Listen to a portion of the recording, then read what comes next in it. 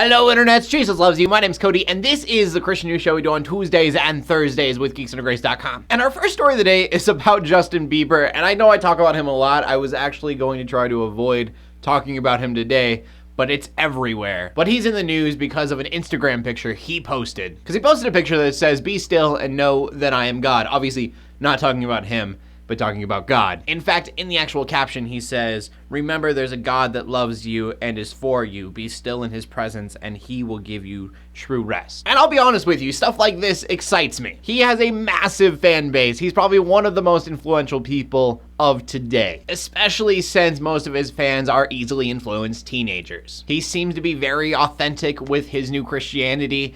I hope that it is authentic and that shows through to everyone who listens to him. Straight up, there are going to be a lot of people who become Christian just because he is, and that's not necessarily a good thing, but maybe a lot of them will actually take it seriously and look into it and actually find Jesus and not just say they're Christians because Justin Bieber is. And our next story brings us to China, and as many people know, there's a lot of persecution in China, but it's a very different persecution. You see, there's this pastor in China named Pastor Gu, and I'm very happy that his name is somewhat easy to pronounce. He was a pastor at one of the largest government-sanctioned churches in China. And we've talked in the past about all the crosses that are being taken down in that country, and this is one of the pastors who stood up against that. He was then arrested for embezzlement, and I don't have a lot of details on that, but it seems like the big reason was because he was fighting against the removal of these crosses. But the president of China, whose name I won't try to pronounce, recently came to the United States. And I have no idea what it is about that visit that did this,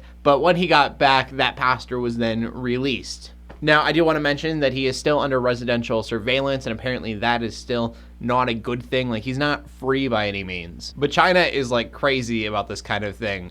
The Christians there have their own prison, because if they were sent to a normal prison with all the other people, they would evangelize to them, and they're worried of that happening. These prisons usually aren't awesome, so the good news is that he is out of the prison, but again, he's being watched. At any minute, he could be brought back for the littlest thing. Still, it's good news and it should be rejoiced. And then final story of the day, we need to talk about ISIS. And hey, I haven't talked about them in like 2 videos, so give me a break. It's time to talk about them again. They have now kidnapped 300 workers from a cement factory. So first off, keep your prayers out for those 300. It looks as if they're using them as bargaining chips, and that's never fun to say, but that just seems to be the reality of it. My personal worry with them having this many people is that they're not just bargaining chips, but they're also a little bit expendable. From the ISIS viewpoint, if they have 300 of them and they kill one off, they still have 299 other people to bargain with. There are plans for a peace talk coming next week. And these are always terrible. It's a little bit easier to say than 100 dead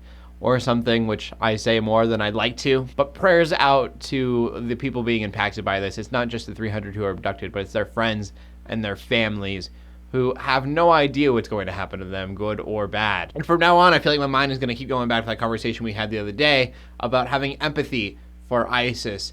Yeah, it makes sense, and maybe we should have empathy for them, but how do you have empathy for people you can't understand in any way?